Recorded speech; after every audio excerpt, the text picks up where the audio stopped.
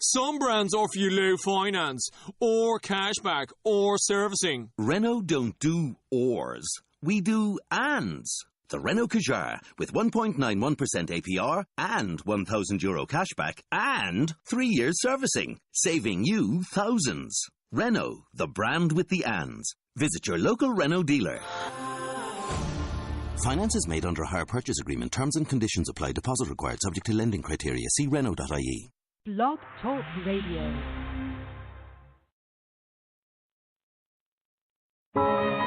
All right, y'all. Settle down. If you don't know where you are, this is Statistics 101. And I'm your teacher, Life James. In the flesh, baby. Books out. Let's go. 25% of all men are unstable. 25% of all men can be faithful. 30% of them don't mean what they say. And 10% of them remain the 20 escape. That leaves you a 10% chance of ever finding your mate. That means you better pay attention to these words that I say. I'm gonna teach you how to expose the 90% and show you what to do to keep the other 10. Rule number 1, don't be a booty call. If he don't respect you, girl, he gon' forget you, girl. If he's in a relationship, she don't hurt, let me hear what she don't use. 3, tell him that you celebrate. And if he don't come off your goodies, you gon' have to work for it. Rule 4, be the person you wanna find. Don't be a nickel out here looking for a dime. Statistics, 15% of all men got it. What's up, everyone? And you are tuned in to Stardom 100 Radio, and I am your host, Tanisha Davis. I'm glad you're rocking with us on this beautiful Friday. We have a really, really hot topic. And for those who are tuning in for the first time, be sure to go and follow Stardom 100 Radio on the iHeartRadio app. So download iHeartRadio and follow the show. Also follow us on our new Instagram page, Stardom 100 Radio. That's STARRDOM 100 Radio.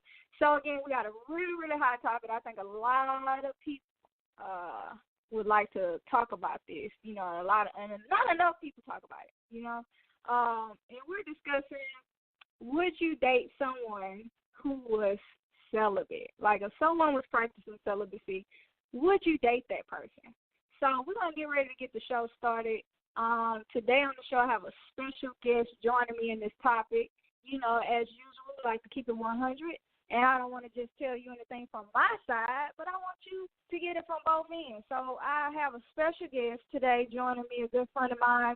I have Bernard Henry on the line, who will be joining me today to talk about this topic about celibacy. So, Bernard Henry, what's up? Yo, what's going on? Hey. All right, so we got this topic. We're talking today about celibacy. This is a really intense topic. You know, a lot of people don't like talking about celibacy. You know, they kind of try to stay away from these kind of topics, you know, because a lot of people right now are not abstaining from sex. So, I've heard, you know, they say when it comes down to abstaining from sex, whether it's male or female, they say that sometimes it's a little harder for a guy to abstain from sex than it is for a female. Now, for women, just speaking out for the ladies, I can't speak for every lady. I can only speak for myself. But I don't feel like it's hard for us. You know, I feel like we know how to lock it down. You know, so what's your thoughts? Like, is it hard for men to abstain from sex, to practice? Oh yeah, definitely. It's a hard thing. Definitely. I mean, you got social media, you got movies, you got TV, everything. I mean, sex is everywhere. You know, I mean, you got kids learning about sex. As a man, you know, that's part of being a man. You know, that's what's portrayed anyway. That, you know, if you can't get a girl, then there's something wrong with you. You know what I'm saying? So you become an outcast. So yeah, it's a lot of pressure coming from a lot of different factors. So yeah, it's not an easy thing. It's possible, but it's not easy. Right. I don't think it's it's like I said, it's not easy, and I, and especially for guys, I think, like y'all deal with a lot if y'all go out on a date and tell a woman that y'all celibate. Like, can you're a Christian man, and you also practice celibacy. So, what are some encounters, if you mind sharing, that you have faced with the, like when you tell somebody you're celibate, have you faced situations where you got that? Are you, is something wrong with you? You got that crazy look or that stare? Well, it's like this. You've heard the saying, birds of a feather flock together. And, if you are a person that believes in certain things, then, as much as possible, you should put yourself in that type of environment.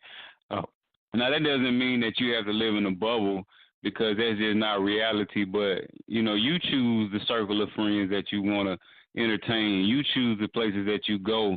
You choose the people that you hang out with, or the people that's in your circle. So if you are with like-minded people, then it won't be such a surprise, because everybody on the same goal, everybody that, on the same grind. So to answer your question, I mean, I've just been confident. I don't have because I don't see it as something that's wrong. I see it as, doing the right thing. I've done the wrong thing long enough, so, I know. You see what I'm saying? So, somebody, it's going to be hard for somebody to come up to me and make me feel some kind of way for doing what's right when I know it's right. Right. Man, and then, in today's society, like, especially for our generation, we young, we're in our early 30s. Our generation, it's kind of, some people look at you a little crazy, if you saying you waiting it out to marriage, because everybody just pretty much doing whatever they want to do, nowadays. Ain't nobody's trying to abstain. Nobody's trying to, hold out or wait till marriage. So, but, it's a lot of great benefits of abstaining from sex, you know what I'm saying? Like, I talked about this in my book about You Are Worth the Wait, about how, like, when you having sex before marriage, it's called like a soul tie, where you end up becoming one with somebody that you really shouldn't be becoming one with, you know what I'm saying? So that oneness is supposed to be experienced during marriage only. And so when you out here around with multiple people, you're attaching yourself to multiple people. You know what I'm saying? And so it's really a good thing to abstain. And then, too, you got HIV rates are at an all-time high. You know what I'm saying? Like, it's just everywhere. Right. A lot of people aren't getting tested. So you out there putting yourself at risk, And I think it's good, like, to just hold out, you know what I'm saying, to just wait it out, and then, for that right person, you know what I'm saying, wait it out for that right person. I think it's worth waiting for it. Do you have something you want to share on some of the benefits you think come from abstaining from sex? Yeah, it's just less drama. It's just less drama, man. When it comes to relationships or period, just in life, we could talk about relationships. It really takes a lot of pressure off of the relationship.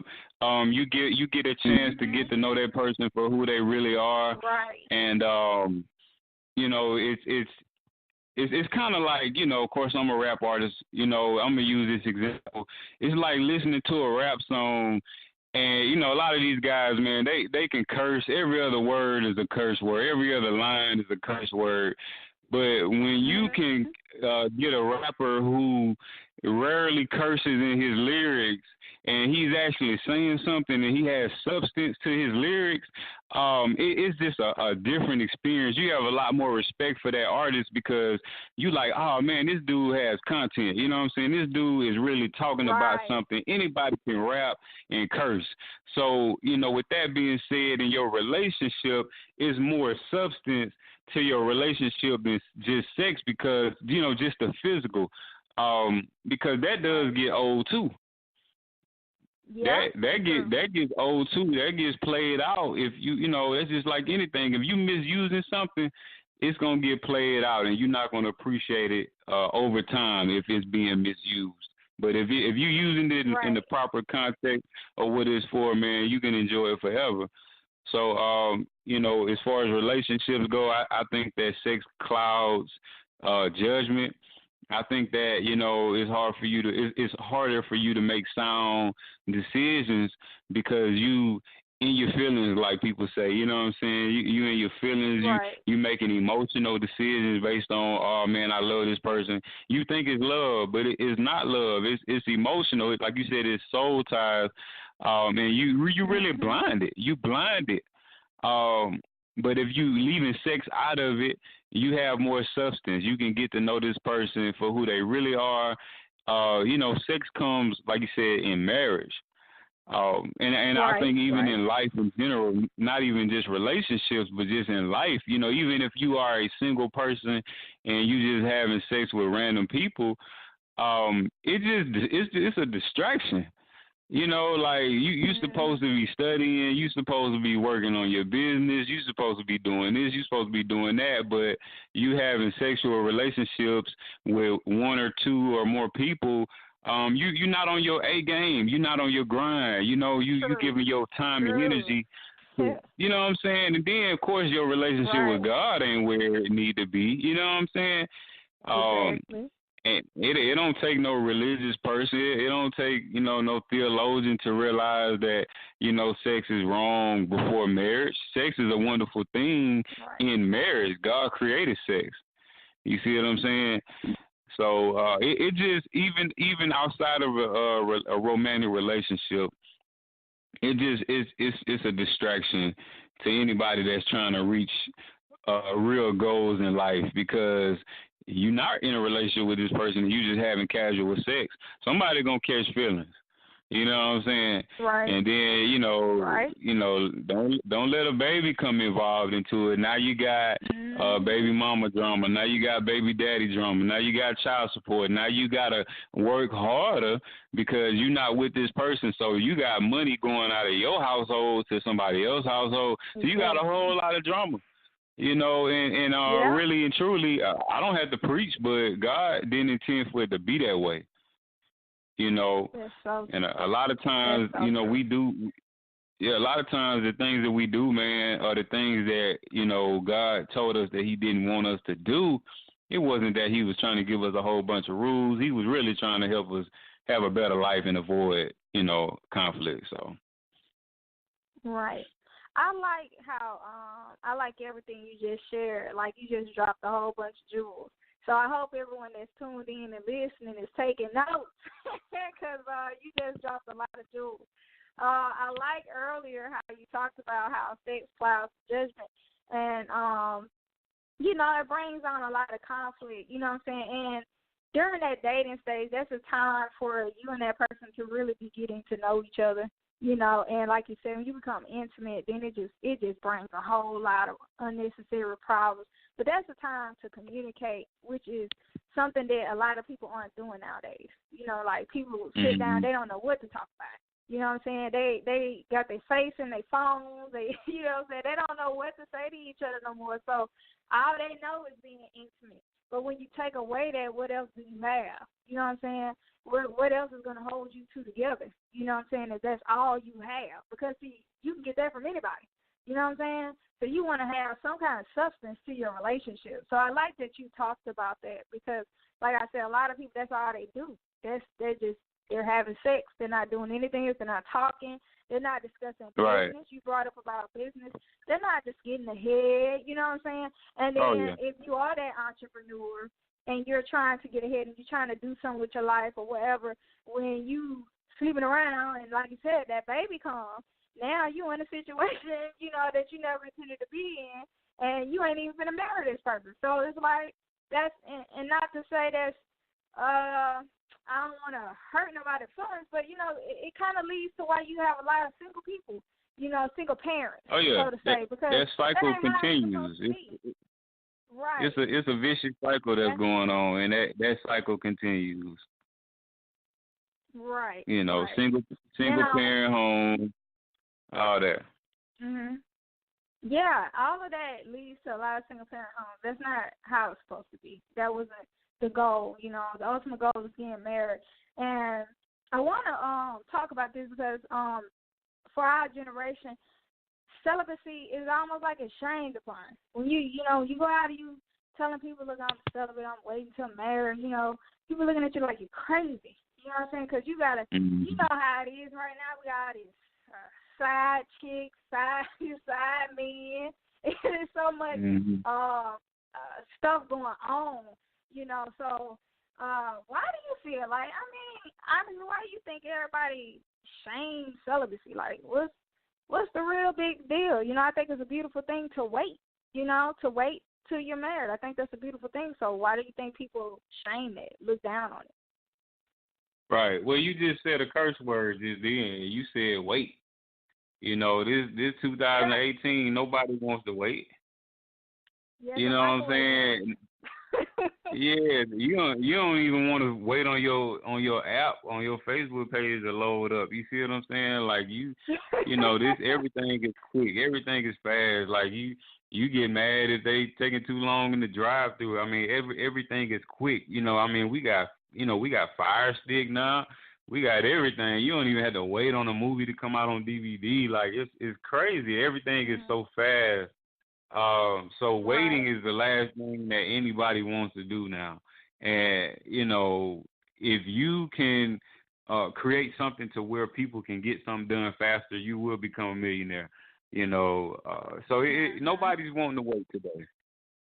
So why should I want to wait on gratification when I can get it now? And I do listen to a lot of motivation and inspirational content, educational. And one thing I heard one guy was saying about millionaires is a habit that millionaires have is that they exercise delayed gratification. But when you can't exercise delayed gratification, you want it right now. You'll always be a slave to whatever that gratification is. So, that's sex. That's why people are not waiting to marry. Some people don't want to get married at all. Right.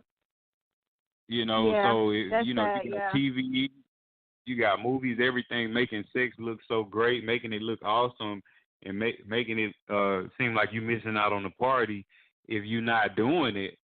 Why would anybody want to wait? So it's like you're an outcast if you're not, doing it. You're not joining the party. You see what I'm saying? So.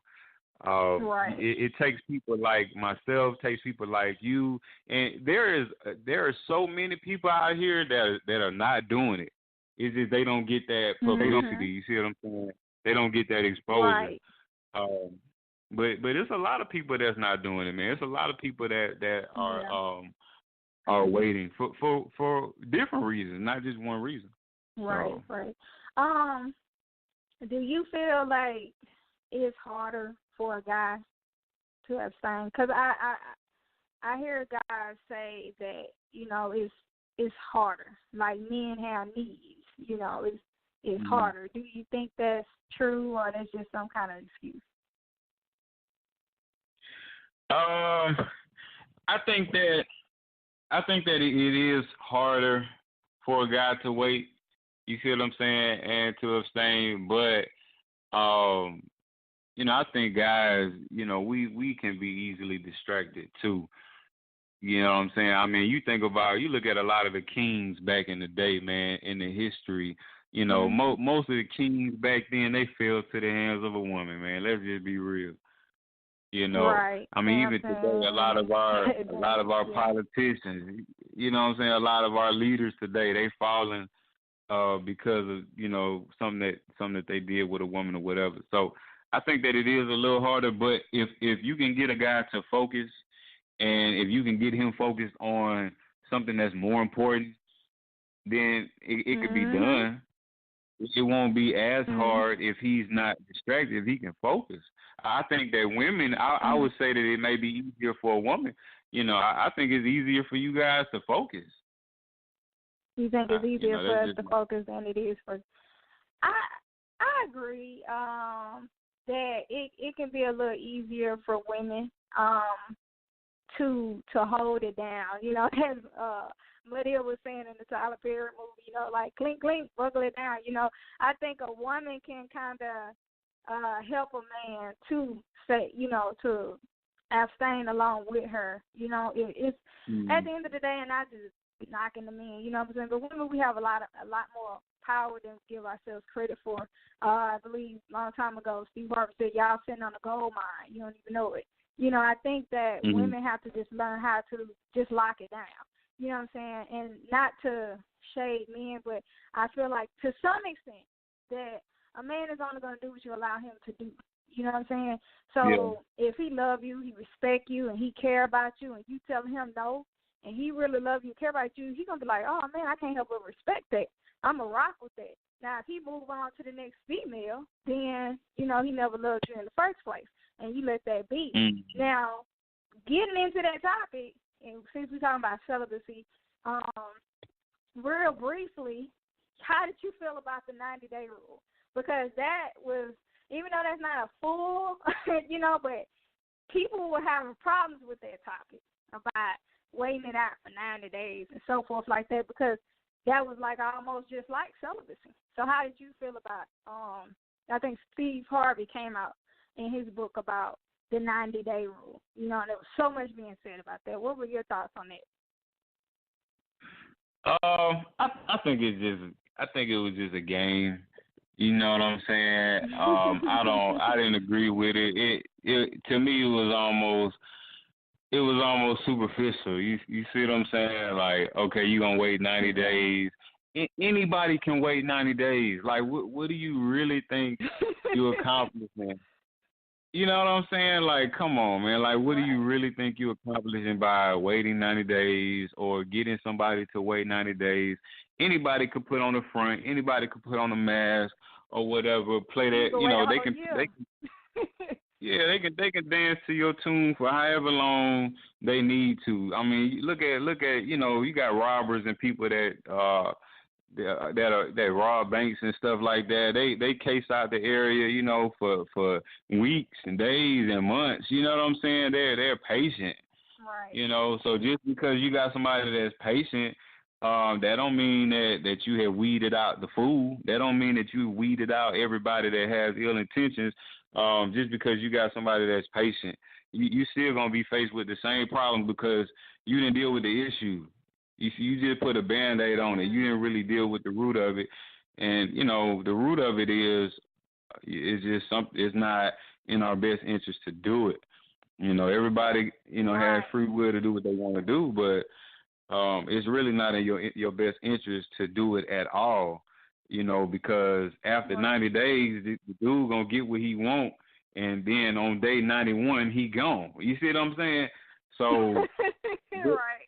What's the difference? You know what I'm saying? If you're going to do that, you might as well, you know, wait on somebody that's going to put a ring on your finger, somebody that's going to respect you and value you. That's the concept that people should be pushing for, or that women should be pushing for. You know, instead of the 90-day rule, what about the marriage rule? Right. You know, that's, and of course you're not doing it just for marriage, because that can end in a disaster too, because your marriage is just based on physical appearances or whatever, sex. But, you know, the concept of waiting on a serious commitment, a lifelong commitment, you know, really getting back to the basics of what is, you know, so that's my take on it. I think it was kind of pointless. I think they were headed in a good direction. But it fell short. Well, I really enjoyed what you shared. Again, this is a really dope topic for everyone that's tuned in, everyone that's listening. Like, we all should practice celibacy. We all should abstain until marriage, you know. And before we wrap up the show, you know, I just want to share some things. I remember an aunt telling me, like, if you didn't have, you know, if you all you had going was just the sex, what are you going to do when you get married and maybe something happens to that person and they can't have sex no more? You know, maybe, you know, what else do you have to hold that marriage together? You know what I'm saying? If it's all about just the sex, what else is going to keep y'all together? If that person goes out, God forbid, ends up in a wheelchair somewhere and they can't do nothing, what are you going to do? You know what I'm saying? If all you had was the sex, You know, so you need so much more to hold that relationship together. That's why it's so important to abstain. It's so important to build that foundation on being able to communicate, getting to know each other in and out, you know, so that whatever comes, you know, you're going to be able to be in it for better or for worse, and not just be like, well, I'm only in it because the sex is good. You know, that's why you got people cheating and all kind of crazy stuff going on because it's all about just the sex, and they ain't got nothing else to keep them together. So, Bernard, you like shared a whole lot. I hope a lot of people were taking notes on the discussion tonight. I really appreciate you being a guest on the show tonight. And for those who are listening in, can you tell everyone how they can keep up with you on social media? Instagram. You can find me on there. Follow me on Instagram. It's IMYOUNGSIC. That's all one word. I'm Young Sick on Instagram, and I'll be glad to follow back. Okay. And you have like a lot of gospel music out as well. You rap. You know, like how can they tune in and check out some of your music? Yeah, definitely. If they connect with me on Instagram, that'll be a good way. For now, you know, all my music is positive. It's all about life and, you know, making good choices and just trying to be better, you know. So it's inspirational. I don't put any particular title on it. I just say it's good life music, good for the soul. You know, we all trying to be better out here. So, you know, what we listening to is important to help us on that journey. All right. Again, like I said, I thank you so much for being on the show. You all be sure to go follow him on Instagram. If you enjoyed the things that he shared tonight, go ahead, hit him up on Instagram, follow him. I thank each and every one of you for tuning into the show. You know you can keep up with us by following the radio show on Instagram, which is Stardom 100 Radio. It's TARRDOM 100 Radio. And also you can keep up with our blog page, which is on our website, stardom100blog.com. And you can follow me, your lovely host, Tanisha, on Instagram at Tanisha D. Davis. That's TANISHA D. Davis. And follow the show on iHeartRadio. Be sure, go download the iHeartRadio app right now so you can keep up with this show. And if you're interested in being a guest on the show, then, hey, follow us on Instagram and shoot us a message, and we can get you on the show next for another hot topic. So we appreciate you rocking with us on this Friday evening, talking about celibacy. Look, lock it down. Lock it down. You ain't got to do it. Lock it down. So thank you all for tuning into the show, and you have a wonderful evening. And we are out. All right, y'all. Settle down. If you don't know where you are, this is Statistics 101, and I'm your teacher, Life James, in the flesh, baby. Books out. Let's go.